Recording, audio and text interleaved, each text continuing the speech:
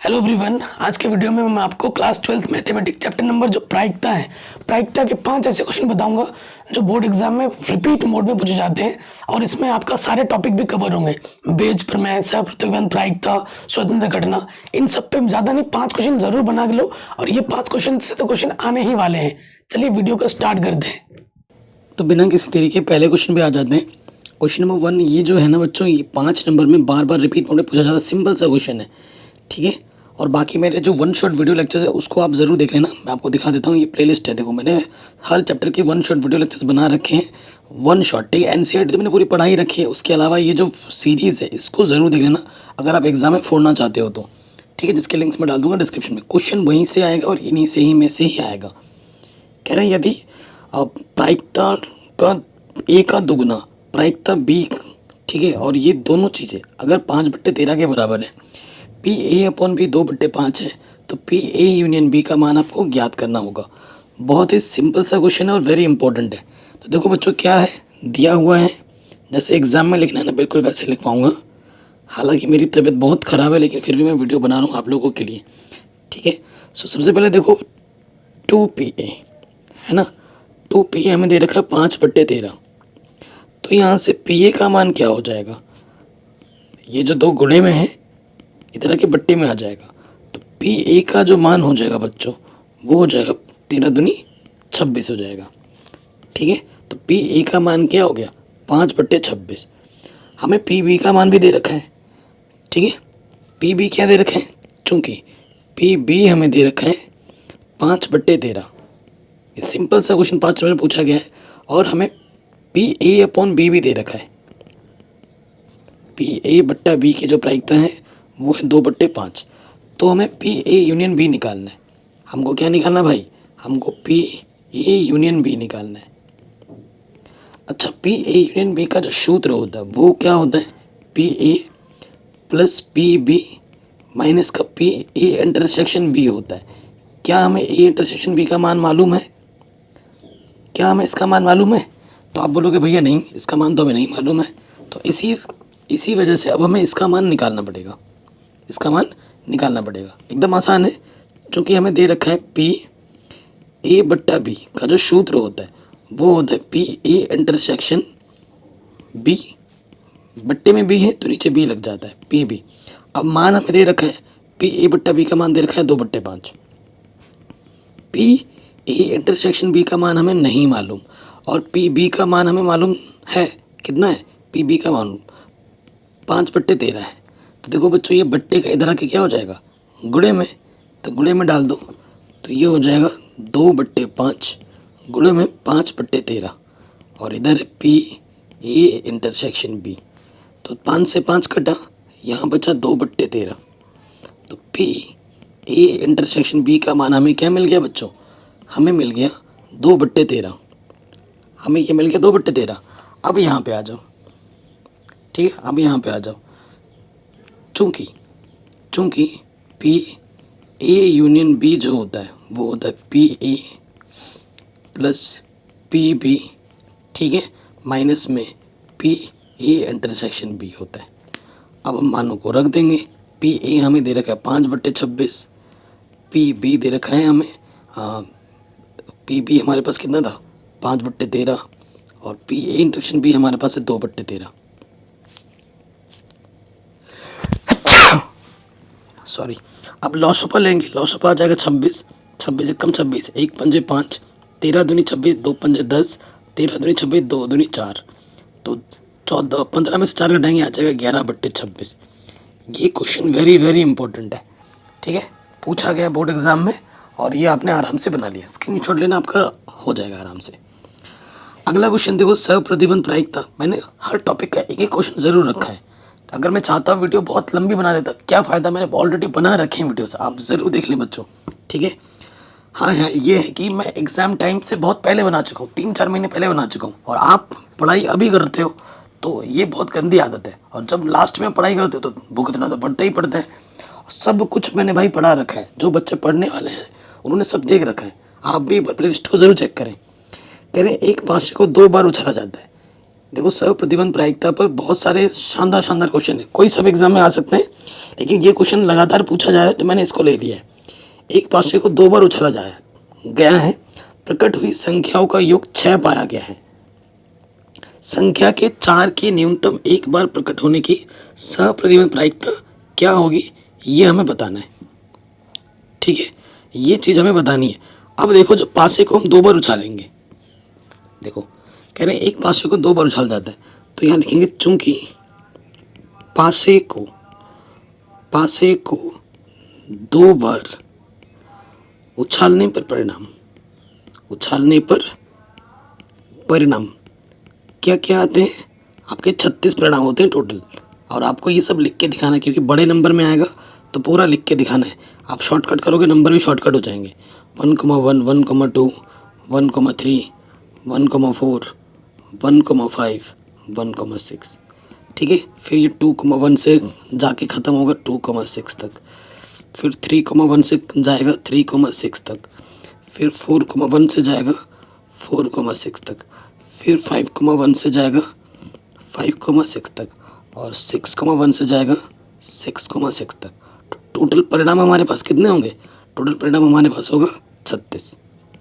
ठीक है, तो कुल परिणाम हमारे पास क्या है? कुल परिणाम हमारे पास है 36। कोई दिक्कत या कोई परेशानी यहाँ तक नहीं होगी। अब हमसे क्या बोला गया है, देखो कि एक पासे को 2 बार उछाला जाता है और प्रकट हुई संख्याओं का योग 6 पाया गया। प्रकट हुई संख्याओं का योग 6 कब आएगा? 6 आएगा 1,5, ठीक है, फिर आ जाएगा 2,4, फिर आ जाएगा 3,3, 6 जो आएंगे ना, फिर आएगा 4,2, फिर आएगा 5,1, और यही है।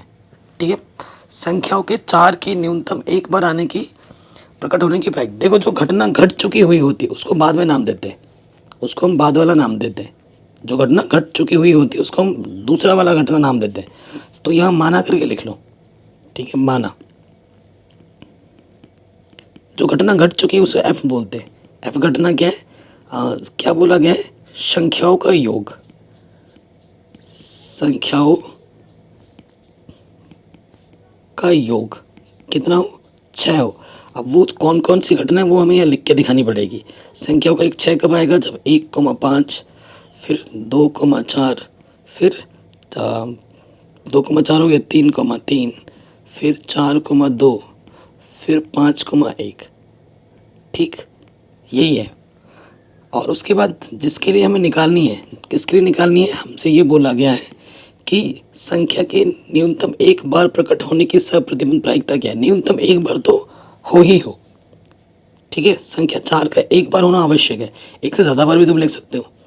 ठीक है, तो यहाँ लिख देंगे 4 के न्यूनतम एक बार, 4 एक बार न्यूनतम एक बार ज़रूर, 4 कम से कम एक बार होना ही आवश्यक है। पहले लाइन में आ जाएगा 1,4, दूसरी लाइन में आ जाएगा 2,4, तीसरी लाइन में आ जाएगा 3,4, चौथी लाइन में 4,1, 4,2, 4,3, 4,4, 4,5, 4,6 हो जाएगा। ठीक है, उसके बाद 5,4 भी होगा और 6,4 भी होगा। कम से कम एक बार 4 होना ज़रूरी है, 2 बार भी 4 हो कोई दिक्कत नहीं है। अब हमसे प्रश्नानुसार क्या पूछा गया है? प्रश्नानुसार हमें क्या बोला है? हाँ, एक बार प्रकट होने की सर्वप्रतिबंध प्रायिकता निकालनी है। ठीक है, यानी कि किसके लिए बोला? 4 के लिए बोला PE/F हमें निकालना है। PE/F हमें निकालना है, सर्वप्रतिबंध प्रायिकता, जिसका जो सूत्र होता है बच्चों, इसका सूत्र क्या होता है? PE/F बट्टे में PF, यही होता है ना सूत्र। ठीक है, अब मुझे थोड़ा सा ना मिटाना पड़ेगा प्लीज़, यहाँ थोड़ा सा आप स्क्रीनशॉट लेना। अब इस तरफ से मैं मिटा दे रहा हूँ, कोई दिक्कत नहीं होगी। अब देखो, E और F जो हमारे पास घटना है, ये जो F घटना है और ये E घटना है, इसका हमें कॉमन निकालना पड़ेगा। E/F में जो कॉमन है, पहले ध्यान से देखो कि भाई कॉमन क्या है। अगर ध्यान से देखेंगे कॉमन हमें मिल जाएगा। तो देखो, हमारे पास 2/4 यहाँ पर ही है, 2,4 यहाँ पर ही है, 4,2 यहाँ है, 4,2 यहाँ है, और कुछ जो दोनों में उभयनिष्ठ हो, और तो कुछ भी दोनों में उभयनिष्ठ नहीं दिख रहा है। दिख रहा है क्या? नहीं दिख रहा है। तो ये 2 ही घटना है, तो जिसको हम लिख लेंगे वो है भैया 2,4 और 4,2। ठीक है, अब आ जाइए प्रश्नानुसार। ठीक है, प्रश्नानुसार जो हमें निकालना है पी ई बट्टे एफ। ठीक है, ये हमें निकालना है। अब देखिए, इसके निकालने के लिए हम क्या करेंगे, सूत्र क्या होता है, पी ई इंटरसेक्शन एफ बट्टे पी एफ। अब ई इंटरसेक्शन एफ में कितनी घटना है, 2 घटना है, तो सूत्र क्या होता है, संभव परिणाम 2, कुल परिणाम हमारा कितना है 36। ठीक है, एफ में कितनी घटना है, देखो गिनो, 1 2 3 4 5 है, तो संभव परिणाम हमारा 5 है और कुल परिणाम हमारा 36 है। दोनों के बट्टे में 36, इसके बट्टे में 36, इसके बट्टे में 36 कटा, ऊपर बचा 2, नीचे आ गया 5। तो ये हमें हमारा जो उत्तर मिलेगा वो मिलेगा 2/5। ये हमें हमारा उत्तर कितना मिल जाएगा, 2/5। वेरी वेरी इंपॉर्टेंट क्वेश्चन है और हर साल एग्जाम में आ जाता है बड़े नंबर में। अगला क्वेश्चन जो वेरी वेरी इंपॉर्टेंट है, लगातार पूछा गया है 8 नंबर में, 5 नंबर में, वो ये है, और ये बेज पर मैं आधारित प्रश्न है। मैंने हर टॉपिक पर प्रश्न रखे हैं, 5 क्वेश्चन करा रहा हूँ, लेकिन हर टॉपिक एक एक ज़रूर रखा है ताकि आपका रिवीजन भी हो जाए टॉपिक का। एक थैले में 4 लाल और 4 काली गेंदें हैं और एक अन्य थैले में 2 लाल और 6 काली गेंदें। मैं थैला भी बना के दिखा देता हूँ। हमारे पास 2 थैला है, हमारे पास बच्चों 2 थैला है, ये पहला थैला है और ये दूसरा थैला है। ठीक, हमसे ये पहला थैला है। ठीक, पहला थैले की जो घटना को मैं E1 बोलता हूँ, दूसरे थैले की घटना को मैं E2 बोलता हूँ। पहले थैले में हमारे पास 4 लाल है, 4 लाल हैं और 4 काली हैं। ठीक है, और दूसरे वाले थैले में क्या बोला गया है, 2 लाल हैं और 6 काली हैं, 6 काली हैं। ठीक है, ये मैंने चित्र भी बना के दिखा दिया। दोनों थैलों में से कोई एक यादृच्छा चुना था। ये जो 2 थैले ना, बिना देखे कोई भी एक थैला में चुनना है, उनमें से एक गेंद निकाली जाती है। जब कोई थैला तुम चुनते हो ना, उनमें से हमें एक गेंद निकालनी है जो कि लाल है, जो कि लाल गेंद है। इस बात की क्या प्रायिकता है कि गेंद पहले से थैले से निकाली गई है। लाल गेंद की प्रायिकता हमें निकालनी है और वो गेंद पहले वाले से आएगी, ये हमें बताना है, ये हमें बताना है। तो यहाँ हम मान लेंगे, माना, very very very important question है बच्चों, माना पहले थैले के चुनने की प्रायिकता, चुनने की प्रायिकता है, चुनने की घटना, चुनने की घटना E1 तथा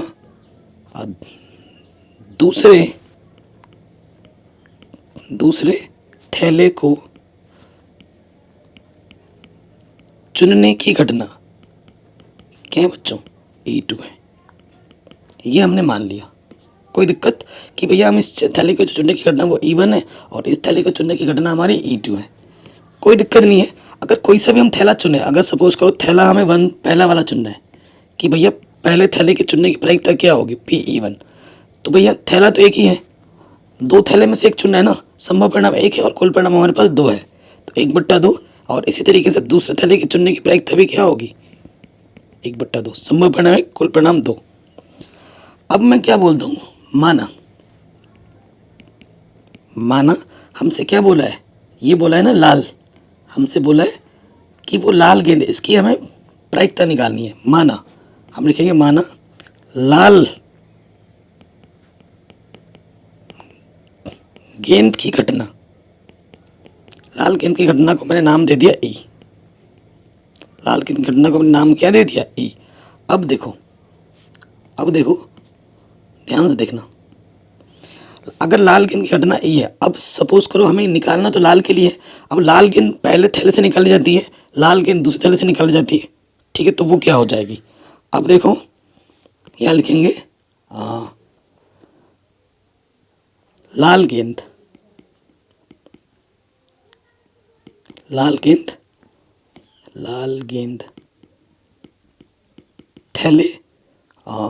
थैले वन फर्स्ट थैले से आने की प्रायिकता, थैले से आने की प्रायिकता, मैं दोनों को एक साथ लिख दूंगा, पहले थैले में भी लाल है और दूसरे थैले में भी लाल है ना, दोनों को लिख लेंगे। लाल गेंद थैले से आने की प्रायिकता वो क्या हो जाएगी, जो लाल गेंद है, देखो लाल गेंद की घटना को मैंने ई बोला है और लाल गेंद पहले थैले से चुना जा रहा है, तो पहले थैले में लाल गेंद कितनी है बच्चों, 4, और कुल परिणाम कितनी है, 4 और 4 8। फिर दूसरे थैले में आ जाओ, दूसरे थैले से लाल गेंद चुनने की प्रायिकता क्या होगी, लाल गेंद कितनी दूसरे थैले में, 2, संभव परिणाम 2, और कुल परिणाम क्या, 6 और 2 8। ठीक है, मैंने काटा पिटी करूँ, 4 1 4, 4 दूनी 8, 2 1 2, 2 चौके 8। कोई दिक्कत नहीं, कोई परेशानी नहीं। अब आ जाइए प्रश्नानुसार। वेरी वेरी इंपॉर्टेंट क्वेश्चन है, बेज प्रमेय पर आधारित, और इसको पूछा गया लगातार 8 नंबर पूछा है रिपीट मोड में। तो यहाँ लिखेंगे प्रश्नानुसार, पहले थैले में से, ठीक है, पहले थैले में से गेंद निकालने की प्रायिकता निकालनी है, गेंद निकालने की प्रायिकता जो कि लाल हो, ठीक है।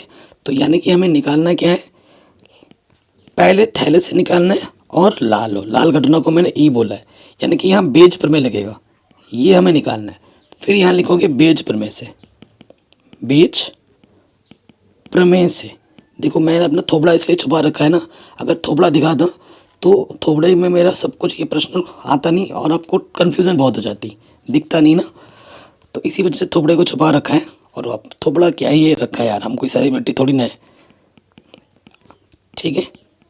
अब इसको हमें निकालना है, 2 ही घटना है हमारे पास, बेज प्रमेय लगा देंगे तो ये क्या हो जाएगा, E1 ऊपर है, E1 पी ई बट्टे E1 आ जाता है, बट्टे में फिर से वही आ जाएगा, टोटल प्रायिकता नीचे आती है ना, Pe1 गुणे में Pe बट्टे E1 प्लस Pe2 गुणे में लग जाएगा Pe बट्टे E2, ठीक है। अब हमें सारा मान मालूम है, उठा के बस रख दीजिए। Pe1 का मान हमें मालूम है कितना है बच्चों, 1/2 गुणा Pe बट्टे E1 का मान कितना है, ये भी है 1/2, बट्टे में फिर से वही चीज़ है, 1/2, फिर Pe2 का मान भी है 1/2 और Pe इसका मान क्या है 1/4। ऊपर हल करेंगे, 1 1 1, 2 दूनी 4, यहाँ से 1/4 और ये आ गया 1/8। ऊपर है हमारा 1/4, लॉसअप आ जाएगा 8, 4 दूनी 8, 2 1 2, 8 1 8, तो ये आ गया 1/4, ये आ गया 3/8। आप जानते हैं भैया कि इसकी गुणा इसके साथ होती है, भागा इसकी गुणा इसके साथ, तो यहाँ लिख दूंगा मैं 8 1 8, ठीक है, 8 1 8, नीचे आ जाएगा 3 गुणा 4, तो ये आ जाएगा 4 दूनी 8, आंसर आ जाएगा 2/3। आंसर कितना आ जाएगा 2/3। ये क्वेश्चन हमारा वेरी वेरी इंपॉर्टेंट था, आराम से बन गया। बताइए कोई दिक्कत, कोई परेशानी हुई हो तो वीडियो को दोबारा देखें। अगले प्रश्न में हम आ जाते हैं, वेरी वेरी इंपॉर्टेंट है, ठीक है। कह रहे हैं 52 ताशों की गड्डी में से एक के बाद एक लगातार, ठीक है, हर क्वेश्चन अलग है, हर क्वेश्चन को मैंने लिया है, लगातार एक के बाद एक 3 पत्ते प्रतिस्थापित किए निकाले गए हैं, ठीक है। पहले दोनों पत्तों की बादशाह और तीसरे पत्ते का इक्का होने की प्रायिकता क्या होगी, ये हमें बतानी है। लगातार 3 साल पूछा गया है और एग्जाम में आ सकता है इस साल भी। सो देखो, अगर मैं बात करूं, घटना की मैं बात करूं, तो हमें निकालना क्या है, कह रहे 52 ताशों की गड्डी में से एक के बाद एक 3 पत्ते निकाले गए। लगातार जब निकलता है प्रायिकता का गुणन नियम लगता है, जब प्रायिकता में कोई चीज़ लगातार घट रही होती है, एक साथ घटित हो रही है, तो प्रायिकता का गुणन नियम लगता है। सिंपल सी बात है, पहले 2 पत्तों की बादशाह और तीसरे पत्ते के इक्का होने की प्रायिकता क्या होगी, ये हमें बताना है, ठीक है, ये चीज़ हमें बतानी है। सो देखिए, सबसे पहले देखो, आपको पता है पत्ते कितने होते हैं, पत्ते 52 होते हैं, ठीक है, तो कुल परिणाम हमारे पास 52 है, ठीक है। देखो हमें 3 पत्ते निकालने, नंबर 1, नंबर 2, नंबर 3। पहले जो 2 पत्ते हैं वो क्या बोले गए हैं बच्चों, बोले गए हैं बादशाह।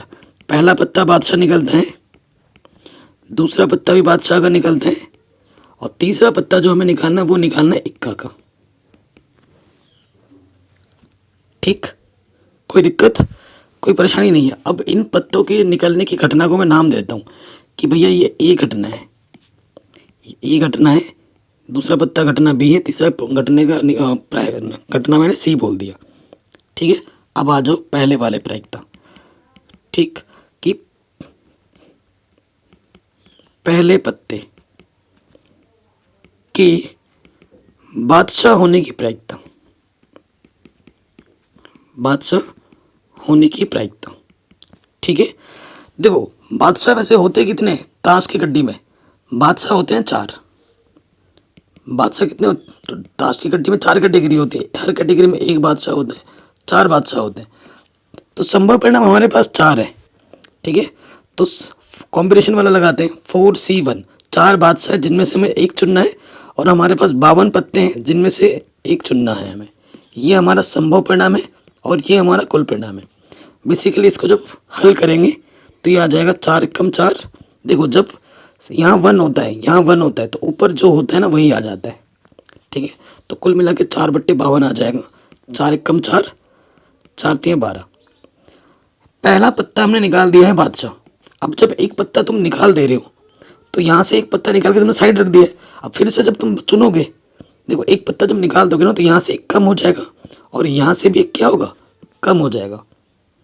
अब आ जाओ PB। PB का मतलब दूसरे पत्ते के बादशाह होने की प्रायिकता। ठीक है, बादशाह होने की प्रायिकता निकालनी है। अब देखो मैंने अभी बोला ना, दूसरे पत्ते के बादशाह होने की प्रायिकता क्या हो जाएगी, 4 था पहले, एक निकाल दिया, अब क्या बचेगा, संभव परिणाम 3। अब आ जाएगा 3C1, 3 में से मुझे एक चुनना है और टोटल में से भी एक कम हो गया, 51 में से मुझे एक चुनना है, यानी कि संभव परिणाम 3 है, कुल परिणाम मेरा 51 है। समीकरण नंबर 1, समीकरण नंबर 2। कोई डाउट या कोई भी दिक्कत हो बच्चों एक बार दोबारा ज़रूर देखना, पहले से ही छोड़ मत देना, बहुत ही आसान सा प्रश्न है वैसे भी। अब आ जाओ नेक्स्ट, हमें निकालना है तीसरा वाला। तीसरा वाला क्या बोला, इक्का होने की प्रायिकता।